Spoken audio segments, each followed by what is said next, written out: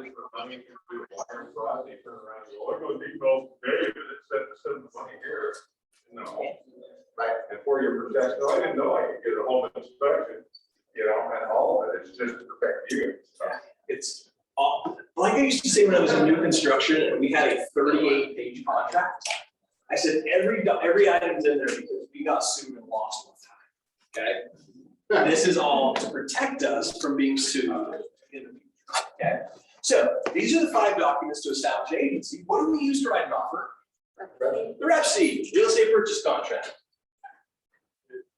Okay, let's touch on this for a second. Where do we find this? Okay, one place that you can find a lot of these documents, okay, is the MLS. Okay, because aren't all these approved by the attorney general? okay, this one, the buyer broker, the wire fraud, okay, for your protection, those are all state-approved forms that were either created by or approved by the Attorney General's office, okay? So these are actually property of, those are actually property of the MLS, okay?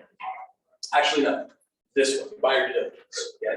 So the buyer broker, the wire fraud, and the buyer due diligence, those are forms that are owned by the Board of Realtors here in Utah, okay? For your protection, that's a HUD form, okay? That's a federally mandated form. So the MLS also lets us get that one. We can absolutely get the Rep C there because it's a state form. The notice of affiliated business or the affiliated business disclosure, okay?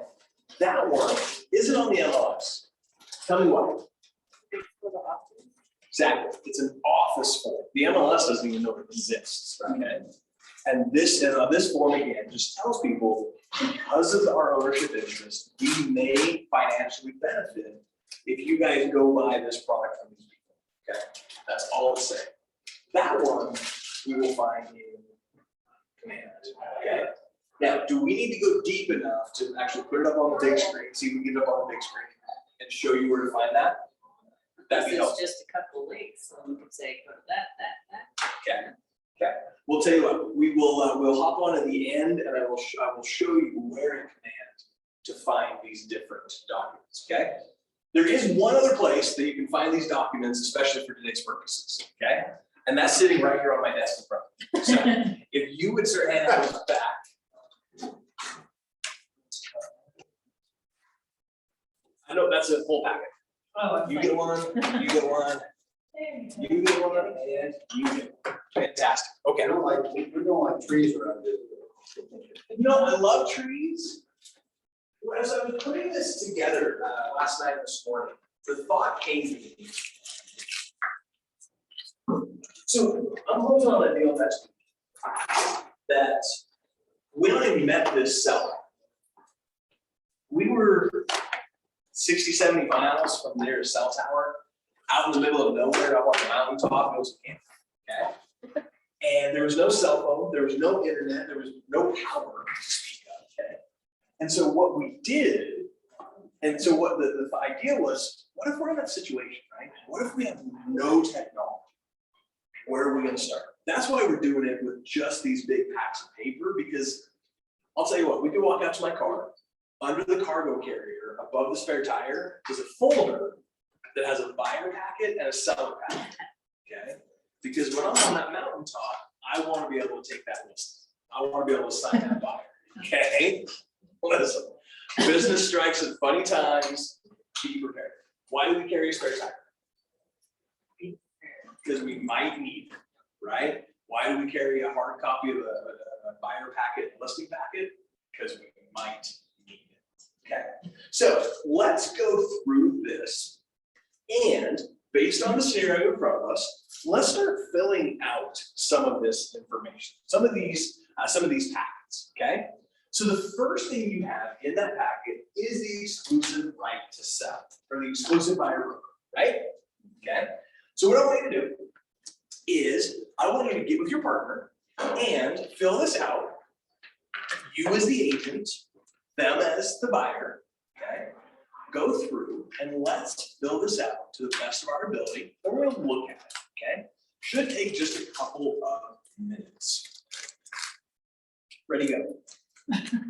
There you go. Ready, go. No, the wire. Yep. That is. Your partner will be the buyer. Yep. And you can take my name out of there, section 1, get auto populated. Okay, let's see. Yep.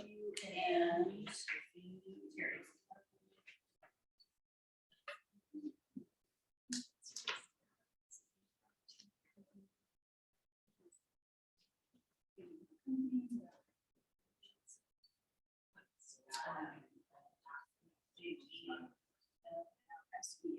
Okay, so we don't really know the time and date. Unless we put today. Okay. Well, let's talk about that for a second, Paul. I already think out loud, okay? In section 1, read it. What is? Oh, that's right, because if you do it today, That's the expiration date. yeah, so it's expiring the day you sign it. Yes, if we put it, yep, so make sure we get that date, and we'll talk about that in a second. It's 31st, yeah. September. February 28th or 28th. February 32nd. Oh, and ending. Whoops. You just caught yourself, didn't you? Yeah. I had to read that.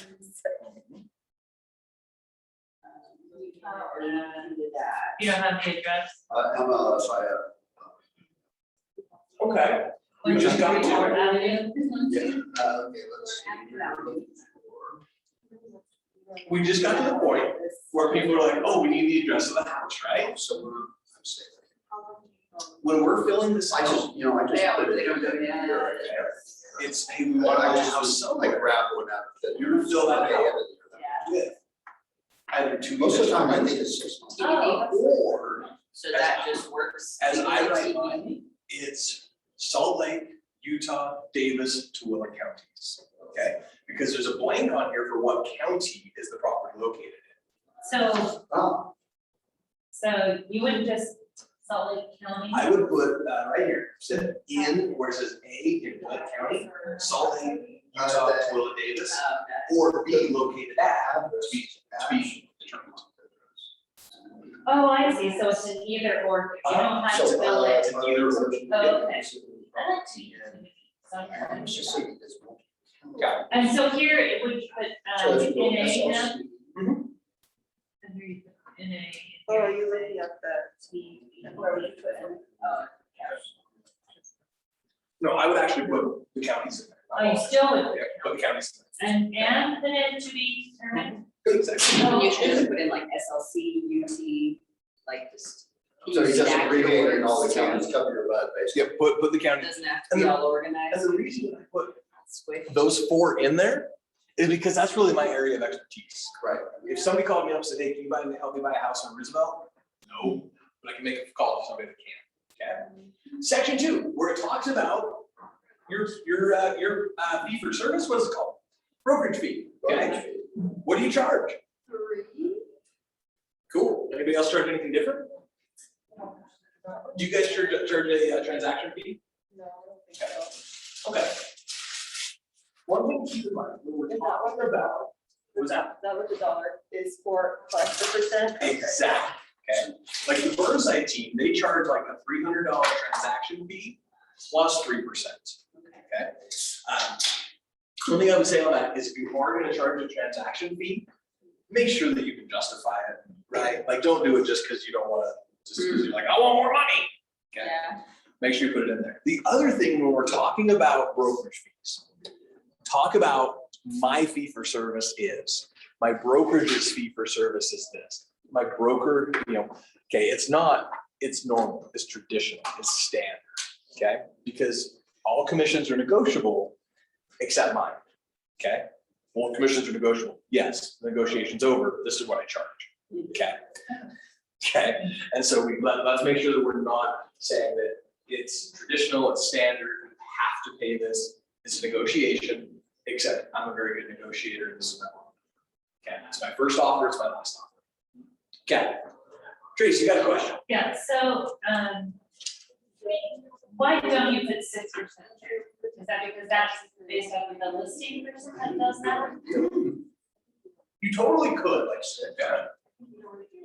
What that is said is the buyer side typically earn, this is what the buyer So side, this is just reflecting. just the buyer side. So then, second question, when you're in the MLS and you're finding a home, and you find like a home listed by home meter, and they say, well, the buying agent can only get 2% off of this kind of thing, and you already have 3% in this. Yeah, So what goes on there? it's a great question. Everybody ever run into that? I was just leave it alone. Okay. Yeah, the one I did was 2.5%, I think. Yeah. That was So- in the listing. Read section 2. Let's read section 2 here, the brokerage fee, okay? What it says is that my fee for service is blank, okay? The buyer is ultimately responsible for paying that Right. unless the home we find is offering a commission, a cooperating broker commission, in which case I agree to use that in lieu of the buyer's responsibility to pay me.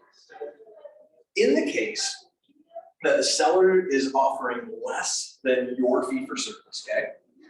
You have 2 choices, or a couple of choices. 1, work for less, okay?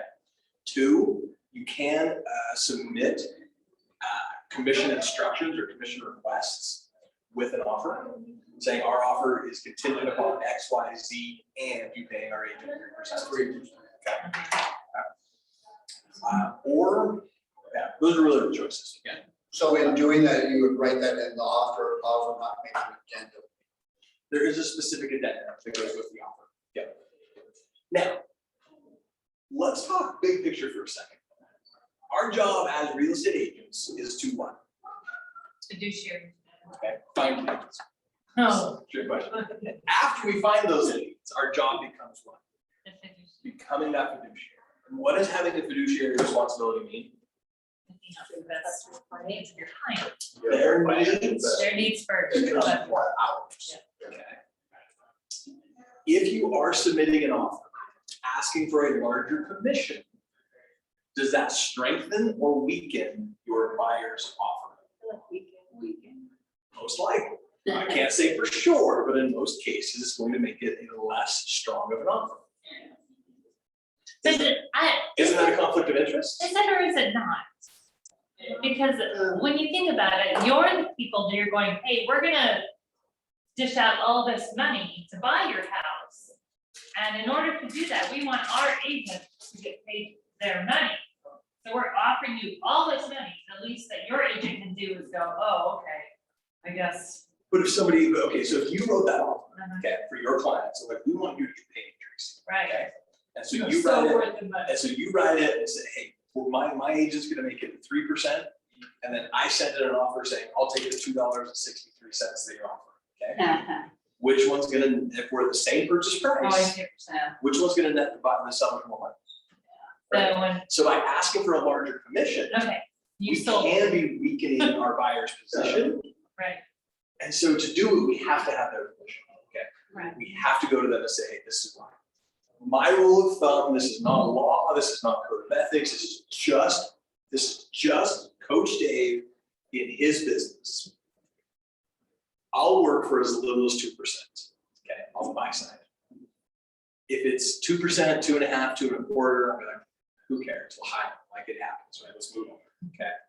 If they're offering like $1, which I've seen, okay, if they're offering 1%, I will absolutely tell my buyers, okay, hey, if this is the home you want, this is the one that we get, okay? However, my minimum fee is 2%. They're offering 1%, which means you guys are either gonna need to empower me to ask for more, or you're going to need to cover that out of pocket. It's up to you, okay? I ask for 3, I'll work for as little as 2. Besides that, then it's negotiated, okay? Yeah. And I think that's being recorded, so I can't really tell you the next thought, but maybe when these are turned off, I'll tell you the other. Okay, so that is how we talk about the brokerage fee, okay? We talk about our fee of service.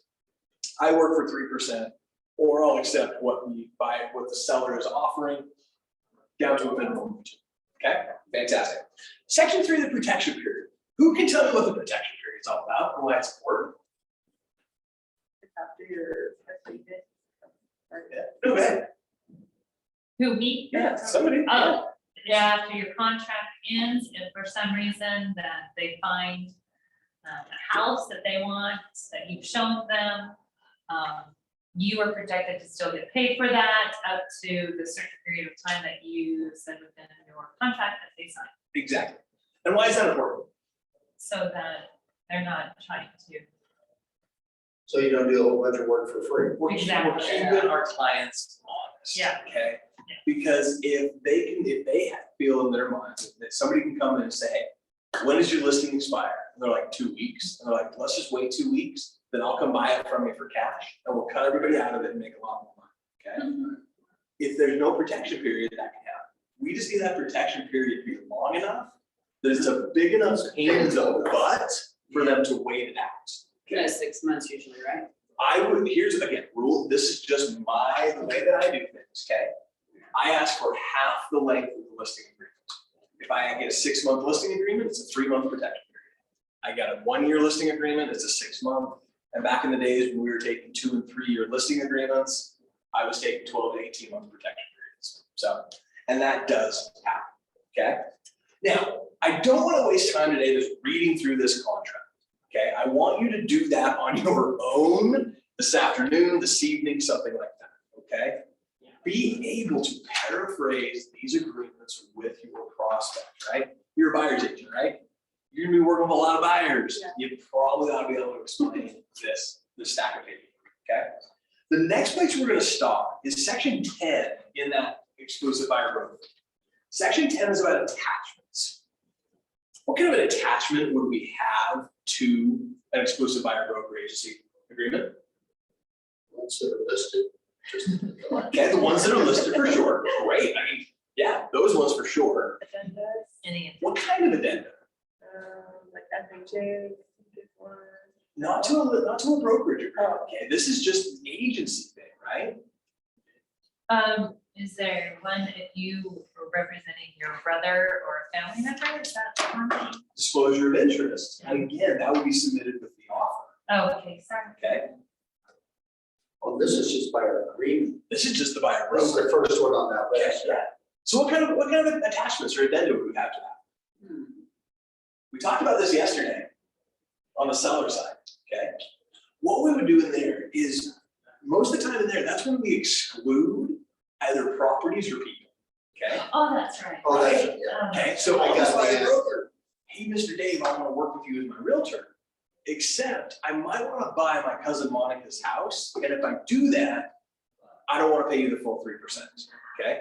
Great, so we can add an attachment that in the case that buyer Bob buys cousin Monica's house, that agent Dave will receive a flat fee of $500 for transaction, okay? Something like that. That's why we would have an attachment that's not listed in that. Is that the only reason we would?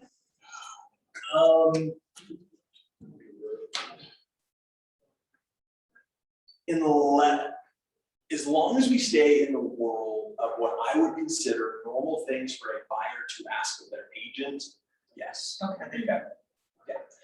There may be some people that want to have put in a graduated commission schedule, okay?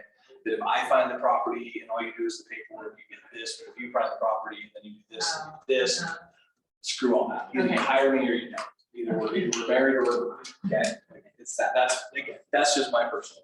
Okay, cool. Okay, so we get through that, buyer due diligence checklist. This one is one of my favorites, okay?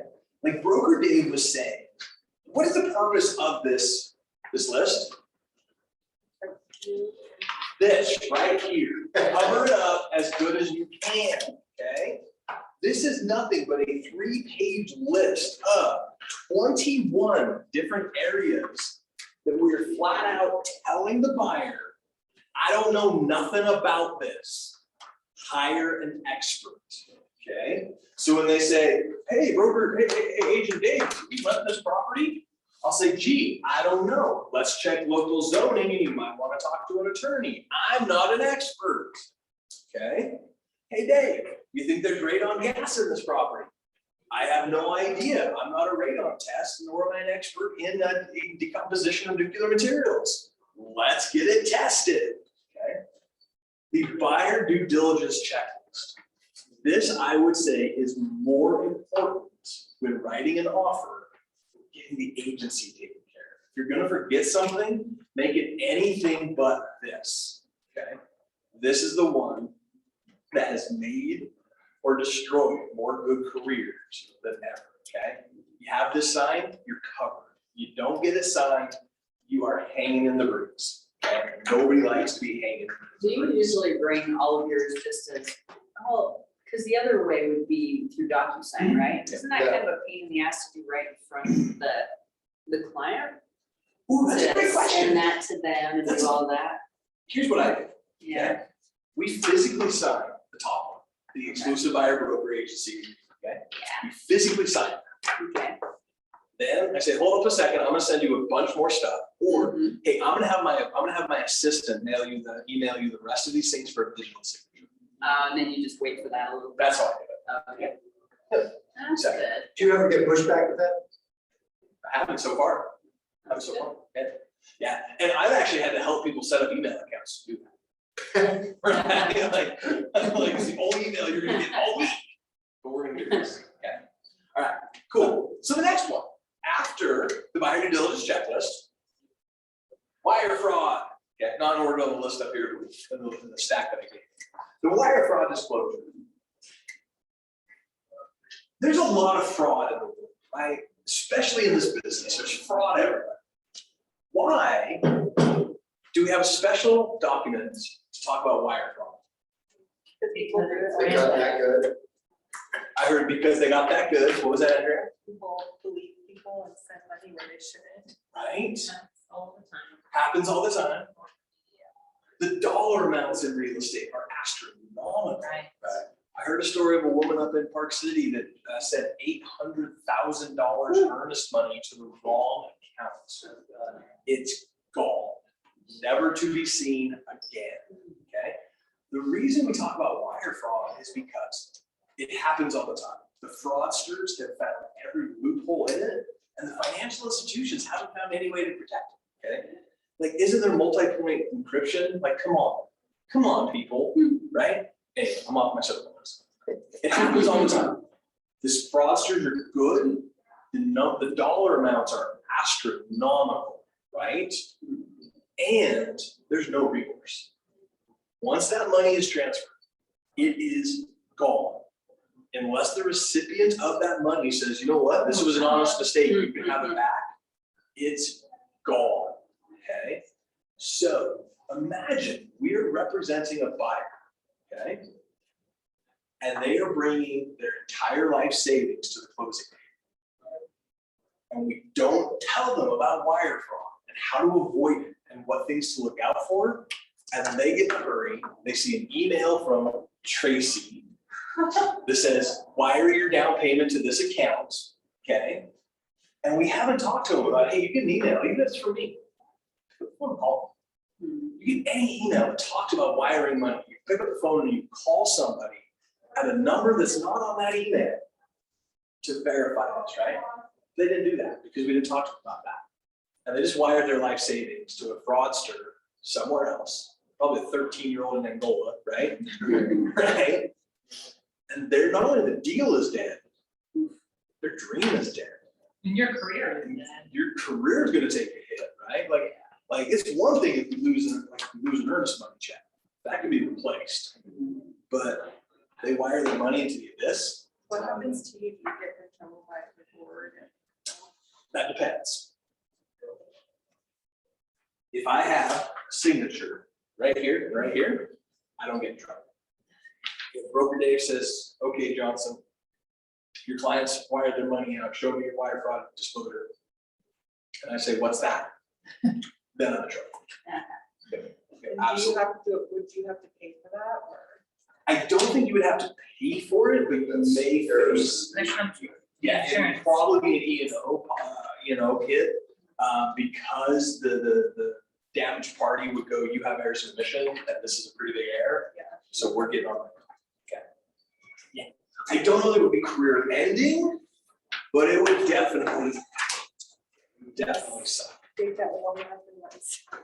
Yes, yes. As I put it, it's a very expensive education. Very expensive education. Okay. All right, the final two in the agency packet, okay? For your protection, get a home inspection, disclosure of affiliated business, okay? The cool thing about most of these forms, right? The wire fraud, the notice of affiliated business, for your protection, we don't have to do anything except fill out the top part and get them signed.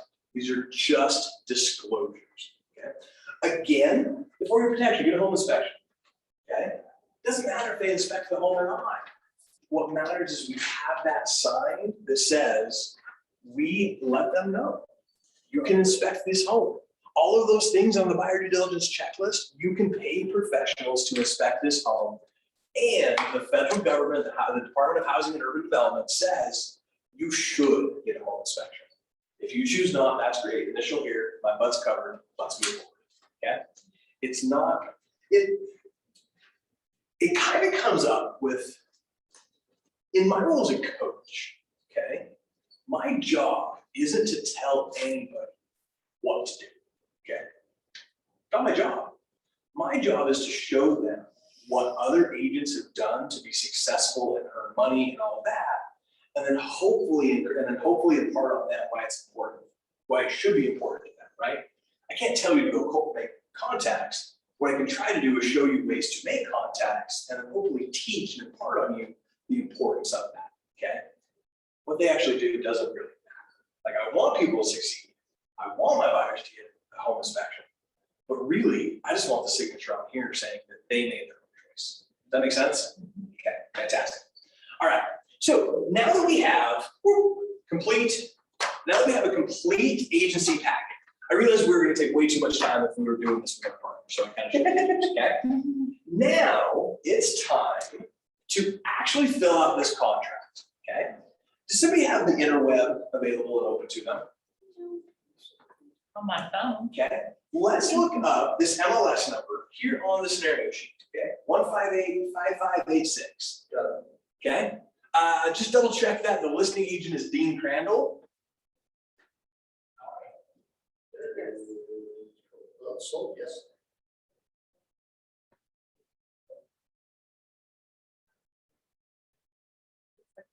Was that? Dean or David? Yeah. Dean Crandall, she was the listing agent. Okay, fantastic. He's the one that put together some of this material for us. He's the broker down in South Florida. Okay, so we are looking at this property.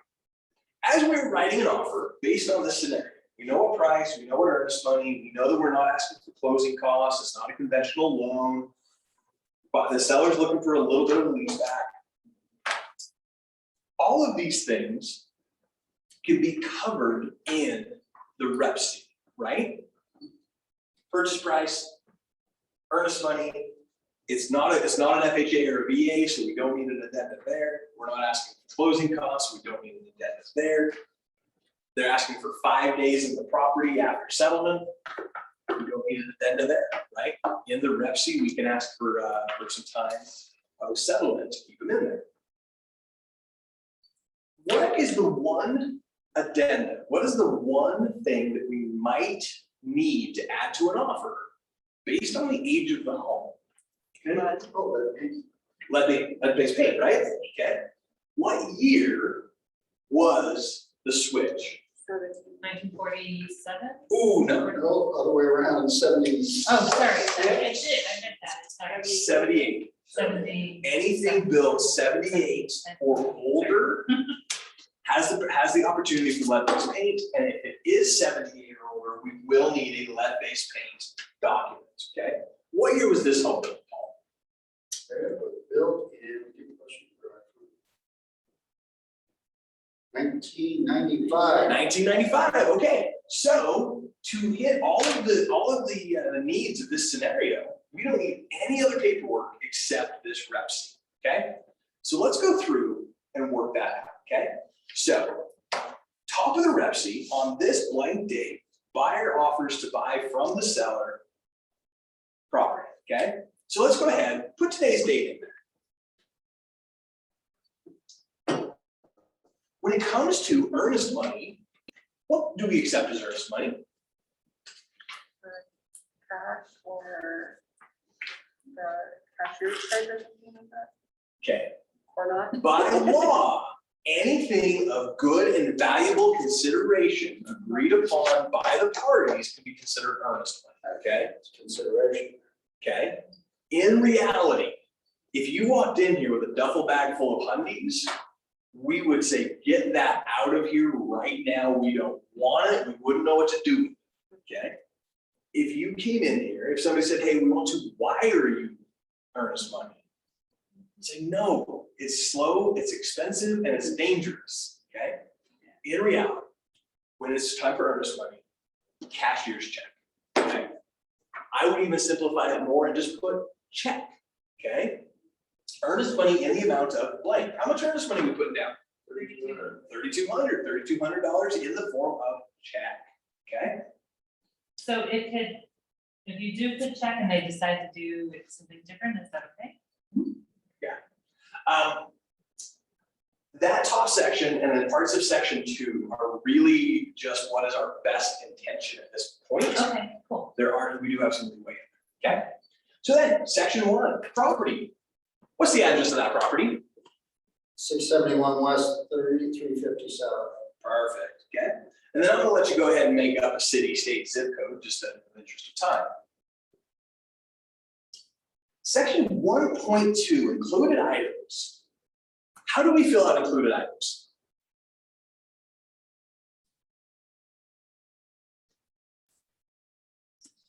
Or if they're attached to the wall, right? What was that? If they're attached to the wall. Okay. That would be the difference between personal property and a fixture, okay? Right. How we fill out the included and excluded items. First thing we do is we look at the MLS, right? See what they're. What are they including? What are they excluding?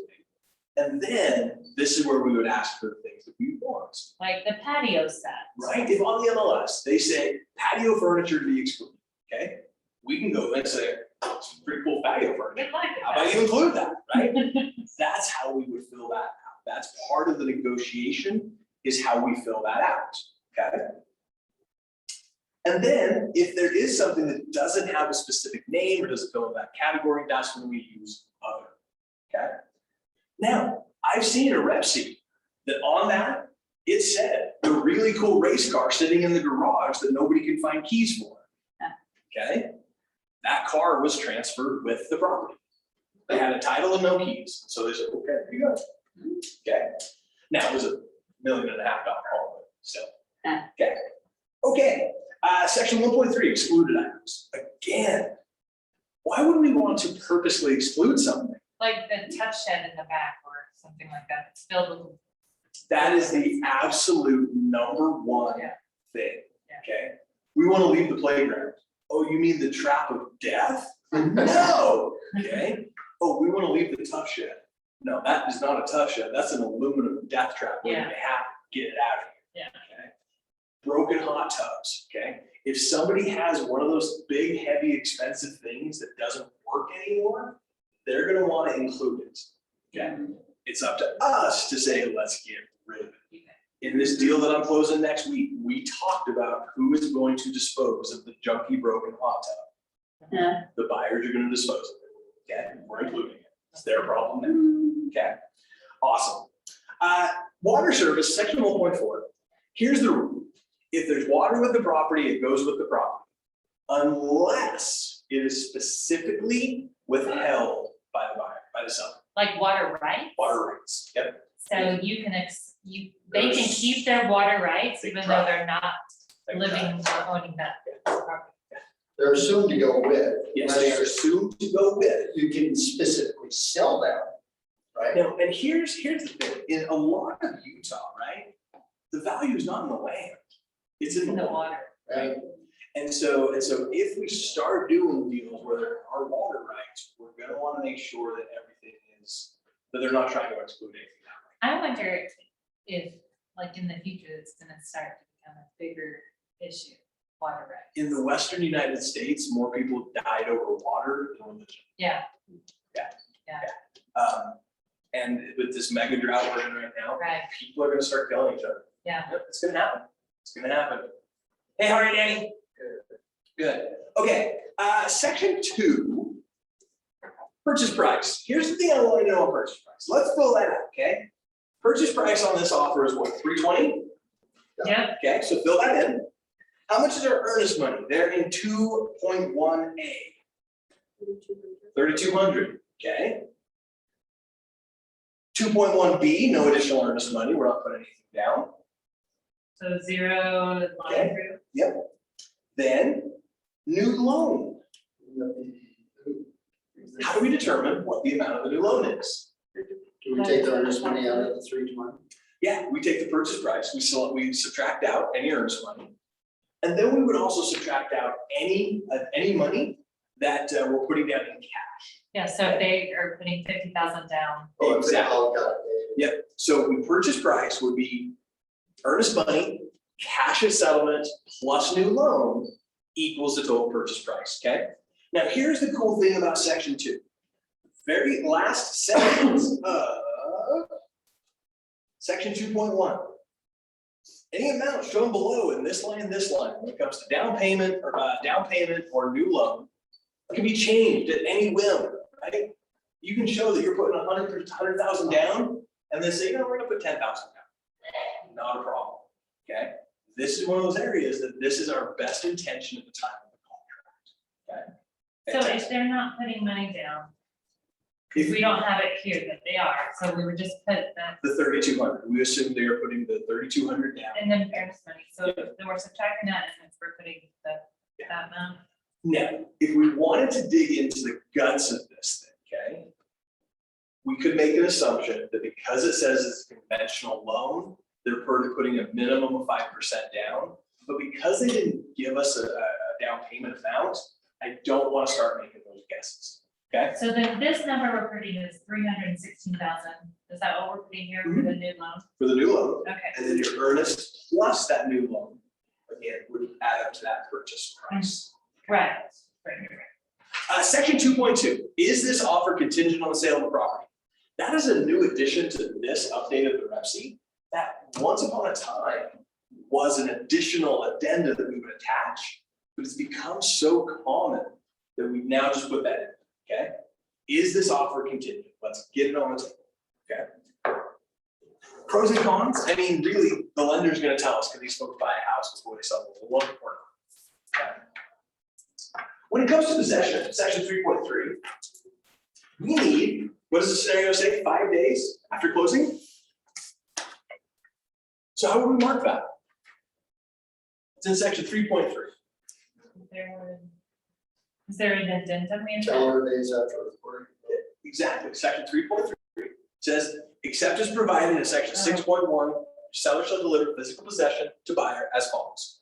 Upon recording, how many hours after, or how many calendar days? Oh, okay, Okay, so we put a checkbox in, calendar days, you got 5 calendar days. Boom, right? Okay. okay. Section 4, prorations and assessments. I don't have a solid guideline to give you on this, okay? Other than make sure you are asking questions. If you're buying a home in an HOA, if you're representing a buyer in an HOA, make sure that you are asking questions about assessments, about special improvement districts, about those things, okay? Make sure that you read the HOA disclosures when you get them, okay? Here's the best advice I have. If it is a fee or an expense that is attached to the seller enjoying that property, okay? Well, the building needed a new roof 4 summers ago and they're still paying for it, okay? That would be something that I would push onto the seller. Mr. and Mrs. Seller, you got enjoyment and use out of this thing, therefore you need to pay for it, okay? If it is, hey, we are putting an assessment in, so as soon as the snow clears, we can go put a new roof on this building, that would be something that, again, in my view, would be said, as a buyer, we know this is coming, we will take this, okay? The one thing that I would say is, If you talk to the other agent and they say, hey, there's no special assessments, there's not even an HOA, okay? Instead of marking any, what I would recommend is mark on here, other, not applicable, okay? Reason for that is you write this, you put this in your offer, you send it over, they accept it. Then they come back and title says, oh, there's a $30,000 assessment from the homeowners association, okay? We have an accepted contract that says we're not paying that. It doesn't exist in our world because you didn't tell us about it. It is now your problem, okay? So if they tell you that there is no HOA, there's no mark, other, not applicable, that way, when they accept that, they are then confirming that it's not our problem, okay? I have a question about Yeah. HOA. So I have a client. Okay.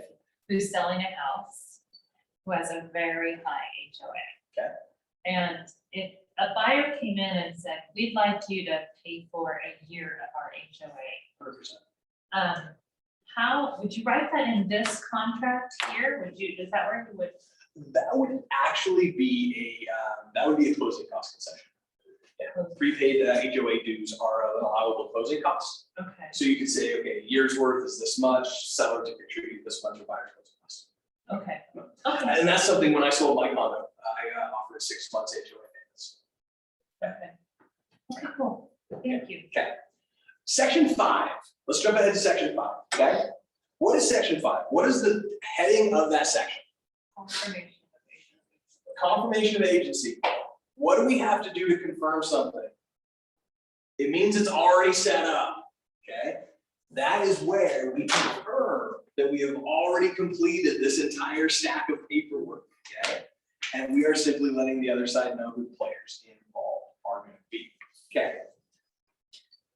Jumping past section 7, section 7 is seller's disclosures. Nothing but a checklist of what the seller's responsibility is to disclose to you. If your clients have specific questions about the property, you can put those questions in here, section 7I, to answer those specific questions. We're running out of time. And Chelsea, do you mind if we go a couple minutes over in here and you and I, okay, because she's my appointment right after this, okay? This happened earlier this year. One of our agents calls Broker Dave and says, hey, Broker Dave, my clients want to cancel the contract. And he says, great, when's closing? And they said, last Thursday. He said, what do you mean last Thursday? They're already closed? He said, yeah, close recorded. I've already spent all my commission, but the buyers want it. Oopsie daisy, personal. Okay. So, well, what's going on? These folks, John and Susie, first-time homebuyer, moved into this cute little bungalow over in Rose Park. And they were moving in, and the neighbor came over and said, you guys are so brave. And I said, what do you mean we're brave? I said, that's the house where that girl got grisly murdered and burned to death in the backyard. Okay? Oh. Yeah. And so the buyers were freaked out. They didn't know they bought the murder house. Okay? Right? Yeah. Okay. Now, quirk of the state of law, quirk of law in Utah. If somebody is murdered in your home, you don't have to disclose that. Right. That's a non-disclosable. Right. Okay. However, if they had written down any and all information pertaining to any grisly murders on the property, that agent and or seller would have had to provide all that information. Okay. So if you have clients that have weird energy beliefs or any of that, like I shouldn't say weird, but as you have folks that may have specific questions, okay, or it could be, hey, I lived in this neighborhood, I knew there was a problem with this back in the day. We can say any and all information seller may have regarding to. If this was a drug house or. Yep. There used to be 27 pedophiles on the street. That's the situation these days, okay? Like, that's the kind of stuff we can ask for. There's a lot of things that when specifically asked, the seller is gonna have to disclose honestly, but it may not fall under the total section 7 of what needs to be disclosed, okay? Well, what if sellers don't know? If they don't know, they don't have to disclose, okay? Yeah, like the house I live in now, somebody said, tell me about any murders that happened in the house. They're like, well, I haven't killed anybody here, my girlfriend hasn't killed anybody here, so we don't know nothing about murders. I don't think she's killed anybody. She was there before I got there, that's the story. Does that answer your question? Yeah, okay. So is it more like, your fiduciary duty to kind of inform them to say, you know, you need to help your clients understand, you need to do your due diligence and look and find out any information that you might want to look into the neighborhood or in reference to the house or. How could those home buyers have found out that they were buying a murder house? They could have Googled the address. Google the I address. mean, it would have probably popped right up. I would recommend to all your buyers, let them know. Hey, we need to get a minute. Go ahead and Google the address and just see what comes up. If there's Yeah. anything concerning, let me know. Yeah. Okay. Were they able to get out of that or no? Oh, no way. And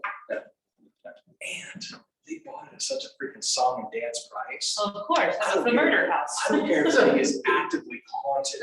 They're gonna make a ton of money. They're gonna make a ton. Now, it sucks, like nobody wants to stigmatize the house, Right. but again, by the time they resell it, it's fine. We bought Wanda, Barzy? yeah, their house. We lived in their house right after. Nice. Not before, I mean, when she was married, she had this huge You family. were the cult, weren't you? Yeah, I was part of the cult.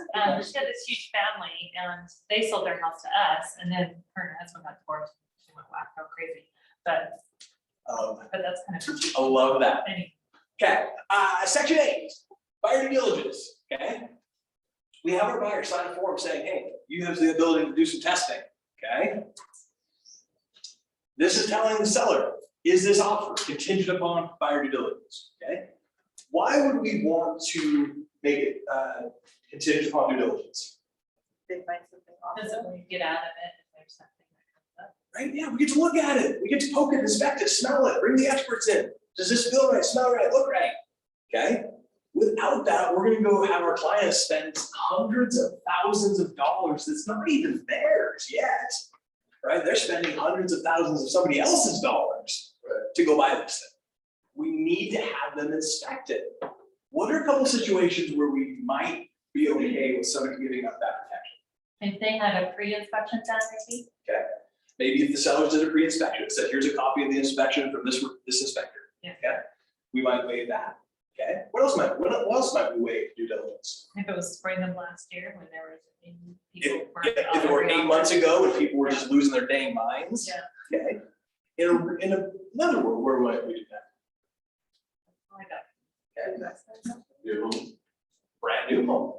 Okay, and with brand new homes, they usually have their own contracts, which will spell out what their due diligence period. And what their warranties are going to be. Yeah. And that's a whole, we can teach a whole other class on building Yeah. contracts, builder principles. Okay, the one place that I think that it does make sense to waive due diligence is in a wholesale or a flipper property. Okay, Oh, yeah. if you have somebody coming in and saying, look, I know I'm gonna have to drop 200 grand into this, so what if the foundation's bad, I have to demolish it? Who cares, right? In those situations, why gum up a good deal? Okay, if you have somebody that is an institutional, done this before, know what they're doing, investor, flipper, builder, fixer, great, waive due diligence. Okay, if it's John and Susie homebuyer, unless they have a specific reason that you've talked to broker Dave or me about, don't even let them do it. Okay, it's not worth the risks. It's not about finding the right home, it's about finding the right home, the right deal, and the right terms. And that to me is one that's just a little too risky. Yeah. Okay. Section 8.3, same thing, financing condition, right? Again, here's the thing that we need to keep in mind with any of these conditions. If we say, you know what, this offer is not contingent upon financing, it's not contingent upon getting the appraisal, it's not contingent upon this. That doesn't mean that we can't do that, right? I helped a buyer close last year. We had a note we had a letter from the lender saying that there is no appraisal needed, okay? We don't need it. My buyer wanted one, just to make sure. So we got an appraisal, okay? And then when I scheduled it, the agent was like, I thought you said it wasn't conditioned upon appraisal. That's not. We're not gonna cancel on it. We just want to know, okay? And so if you are waiving some of these conditions, remember that you still have the right to do these inspections. What you've given away is your ability to cancel based on those inspections, okay? And in twice before you give them away. Yes, Andrea?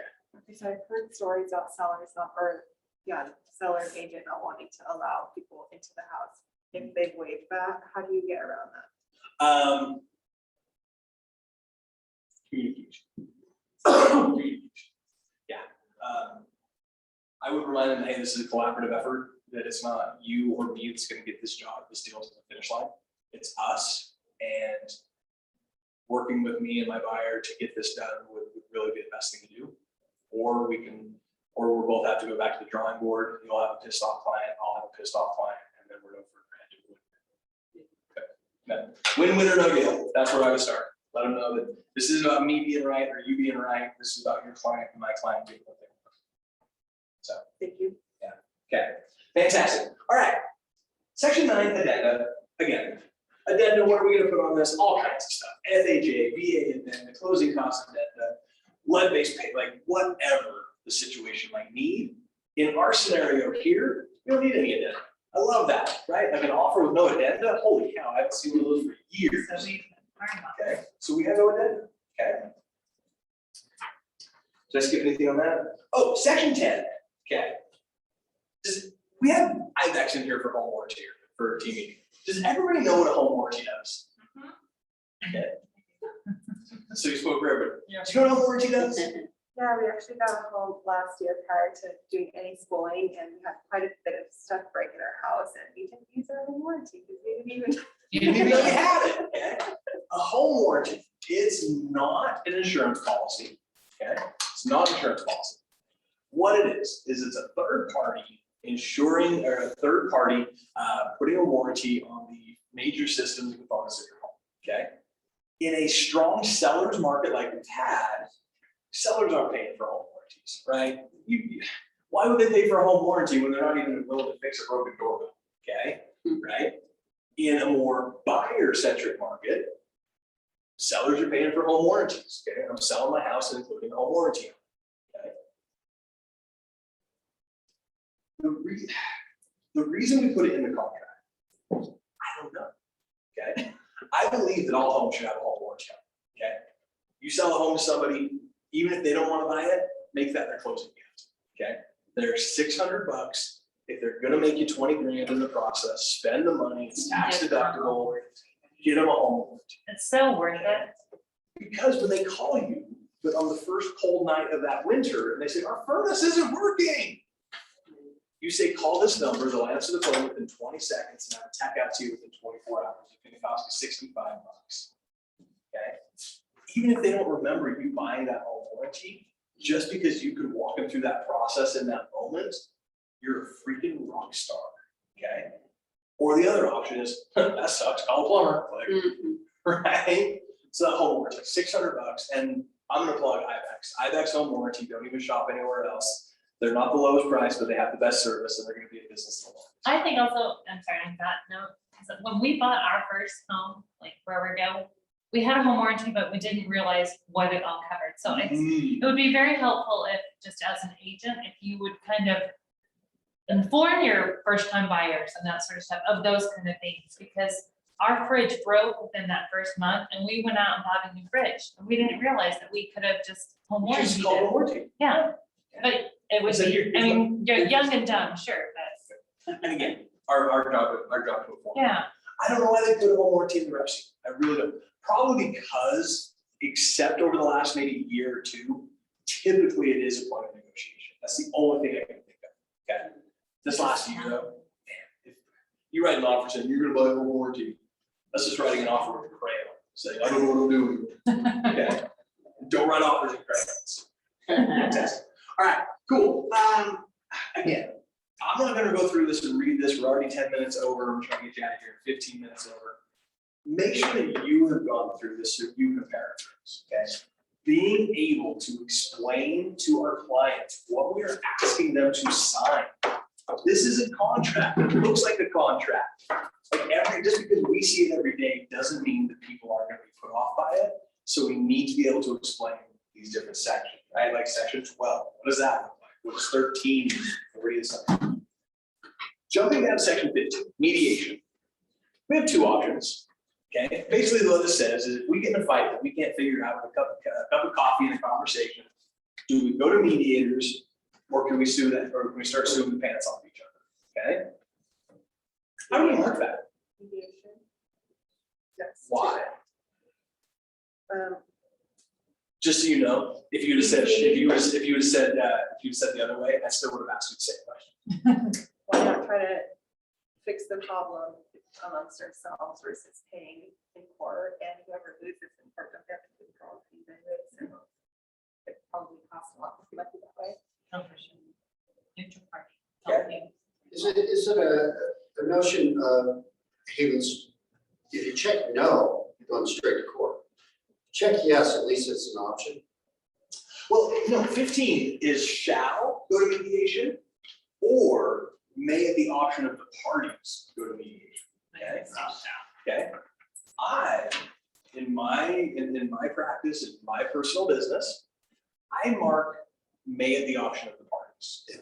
The reason I do that, if we have already burned all of our bridges through me and that agent, broker Dave and their broker, okay, maybe even the grievance committee, okay, if we can't figure this out inside the real estate community, I don't want to go to my clients and say, we waived our right to sue those assholes. Okay. I want to be able to say, okay, the time to hesitate is through, let's do it. Okay. That's why I go may at the auction. We still could go to mediation, right? We could absolutely go to mediation. But I want the option for my clients. So if I you, figure that options are good, especially when emotions are high. if you pick shall and you can't go to the brokers first, then just immediately go to mediation? No, you will instead before a lawsuit is what I say. Oh, okay. Yeah, before you bring attorneys. Good. Okay. Awesome. Section 16, default. Read it, know it, right? What happens if a buyer defaults?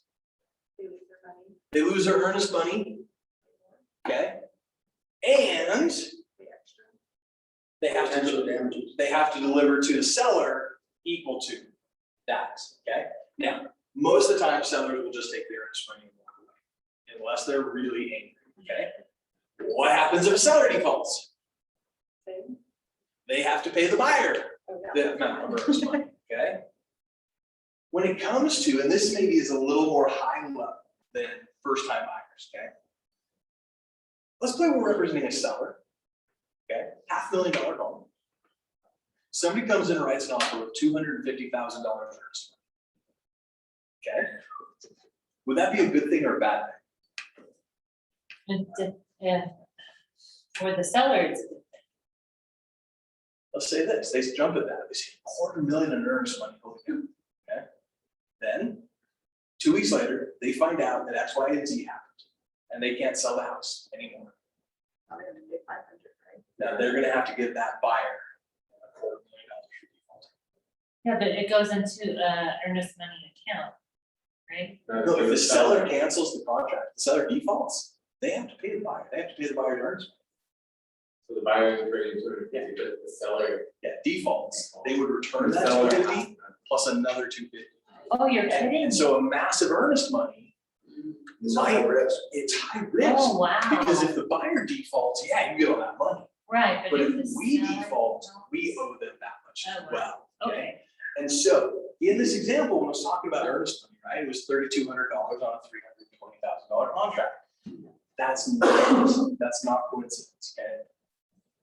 Best practice, 1 to 2%. Okay, now if you've got a first time buyer that they can only come up with $1,000, great, put it down.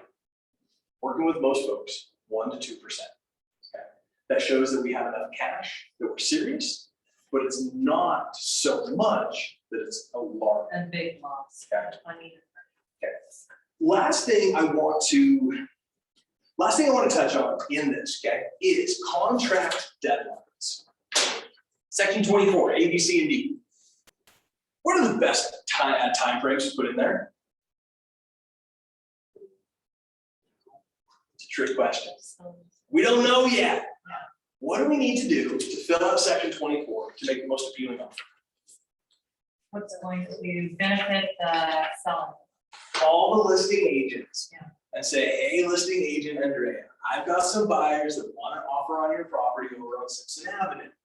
We're looking at timelines. What would work best for your sellers?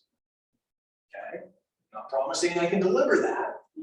As we write our offer, we'd like to know, is a 30-day close preferred? Do they need 25?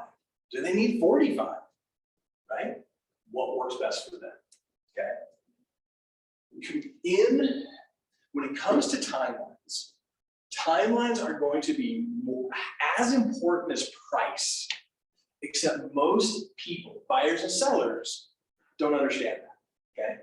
They don't understand that timing is as important as the price, and so it's our job as agents to make sure that we're writing offers that can perform on the timelines written and work for that seller, okay?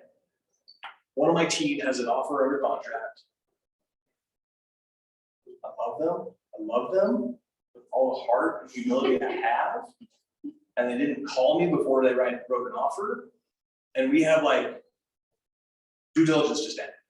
Like it was like so fast, so short that we're kind of behind the eight ball, okay? Now, I think we're gonna pull it together. I think we're gonna close. The buyer's gonna be happy. It's gonna be great. But they didn't talk to the seller. They didn't talk to anybody about how do we put these timelines together to make it a win-win. Everybody got so caught up in the dollars of it, they didn't think about the days, okay? So as you're putting together your timelines, what works best for you, Mr. and Mrs. Seller? What works on that side, okay? With that in mind, let me give you a couple of basic guidelines, okay? For seller's disclosure, line A, okay?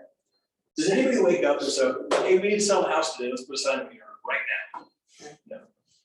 If they're gonna sell the house, that agent has those sellers and that agent has known this is coming for a little while. They better have their seller's disclosure stuff put together. And so I would give them 24 to 48 hours, okay? On seller disclosure. On seller disclosure, okay?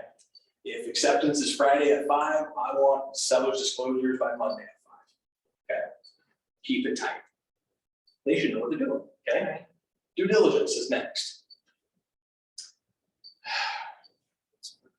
I personally shoot for 14 days, okay? I'll often get a counter offer saying that's not a no way, dude. That's not gonna happen, okay? 10 to 14 days. The reason that I say 10 to 14 days, especially in this market, is in that due diligence timeline, we're going to get the inspection done, we're gonna get any radon testing done, we're gonna get any meth testing done, and we're gonna have the appraisal done, okay? So that's a tall order, right? To get all those people lined up in 14 days. Are they all that Johnny on the spot? The ones I work with are, yeah, and if they're not, find new ones to work with. I'm serious. And you're gonna go with you on the long, Yeah, right? yeah. There are too many service providers to work with the junky ones. Yep, go get the good ones, yeah. Okay, so 14 days on due diligence, more likely you're gonna get 7 to 10 in today's market. But again, I asked for it, okay, I asked for it, okay? Finance and appraisal, okay? Remember, we're gonna get that appraisal done in the due diligence time, okay? As soon as we go under contract, I'm calling the lender, I'm saying, order that appraisal, get it done, okay? Get it done, because we wanna know, okay? So with the F&A, I would say no more than 21 days from acceptance, okay? So if they accept here, count out 21 days, boom, okay? And then settlement, 30 to 40. Because after finance and appraisal, after F&A, there's really nothing to do other than get some disclosures out. They need 4 days, make sure they're scheduled. But again, I would say no more than 40 days, 30 to 40 days. So on the finance and appraisal, within 21 days, you will have proof of financing, is that what it is? No, what that says is we have 21 days to secure the loan and approve the terms. If we're not able to get a loan and approve those terms, we have 21 days to cancel the contract. After that 21 days, we're saying we like the loan or we don't. Okay. Yep. Now, and again, this might be a little high level, we're completely out of time. I can cancel any contract for either appraisal issue, for either finance issues or inspection issues. They're interchangeable, but that's another cost. Okay. I apologize, we went a little longer. We didn't get a chance to go into and actually demo where to find those documents. Create a contact in commands, create an opportunity. Go into that opportunity, look under the documents tab. You can download them and print them right from there. Okay. If you have deeper questions on that, come to Camille's class this Friday. She will be going over that kind of stuff, making sure that you're getting in there as well. So, any questions, comments we want to talk about before we get out of here today? Okay. Was the last hour and 20 minutes helpful and useful? Yes. Okay. Wonderful. All right, everybody, get out of here. How you doing, Danny? Good. I'm getting a chance to start with the brokerage. Let's go. Chelsea, thank you for giving me the rest of our documents. Are you going to be in the office for a bit? Are you heading out? Yeah, I don't need to head out until around 2. Okay. Tell you what, I am tied up till like 3. Are you available tomorrow by chance? No, I'm out of the office tomorrow. Can you do like maybe Thursday at 3? Thursday's pretty packed, Friday's pretty packed. Say, I'll call you. Yeah, And then we can yeah, do over Zoom. Yeah, then we can do over Zoom. yeah, okay. Sure. I appreciate you, dude.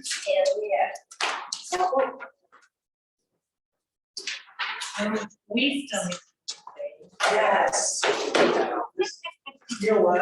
It's okay, I'm fine. It's not gonna happen until I'm back from vacation. That's fine. When do you get back? 13th, Monday the 13th, I'll be back. That's cool. Oh crap, I forgot to announce it in team meeting today. We're starting tonight on Monday the 13th. Oh, okay. Yeah. Let's take a walk. How you doing? Good.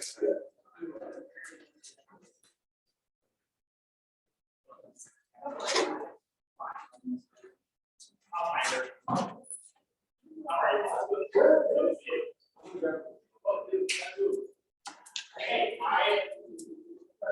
you were to me a story, my married, and you probably right, she's right, you're doing it here. Awesome. Well, we're glad to have you. So.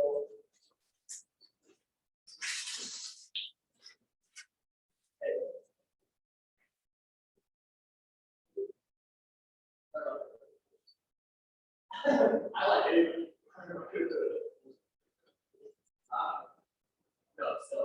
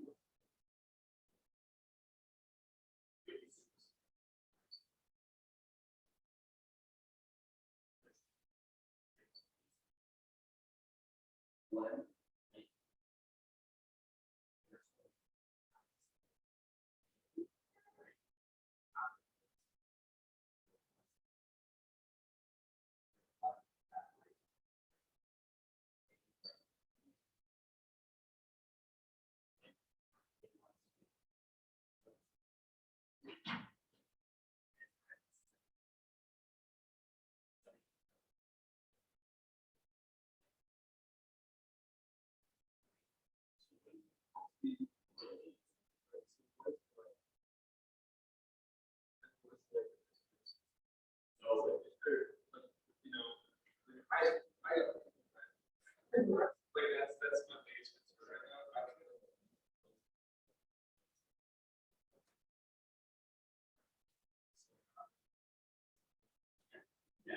I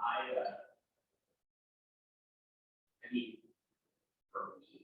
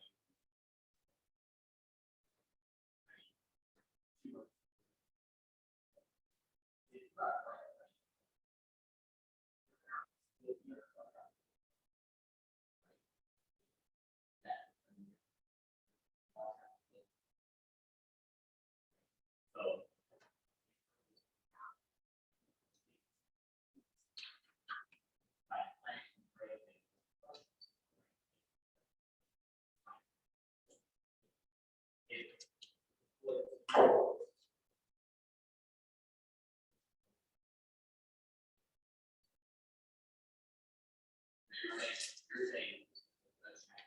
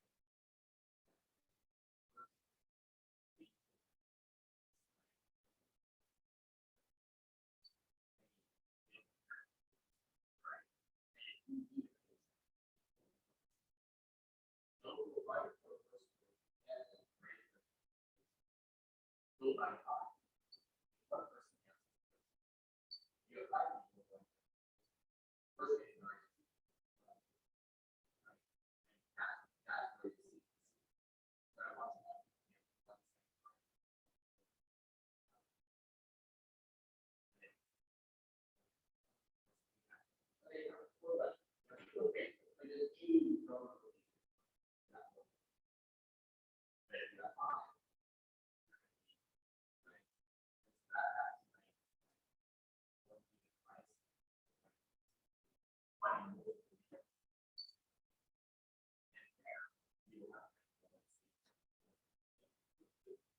We need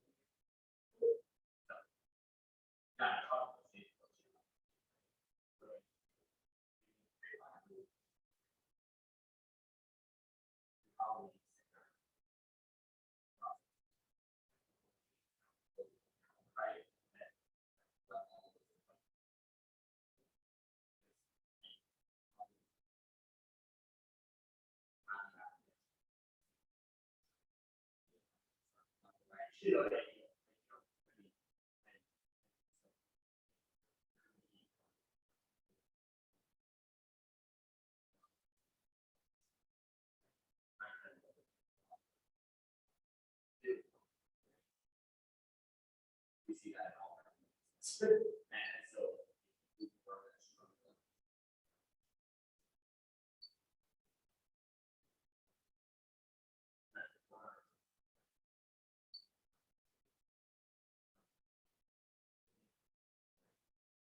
It's just I feel like I was told.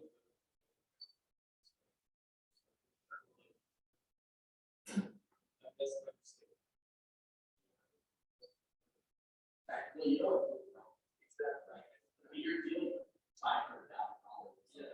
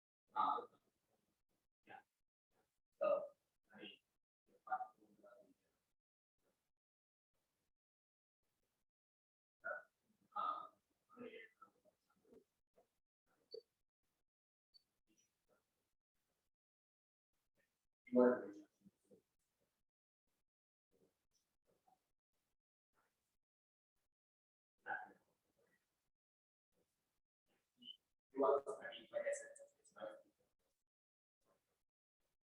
But, you know,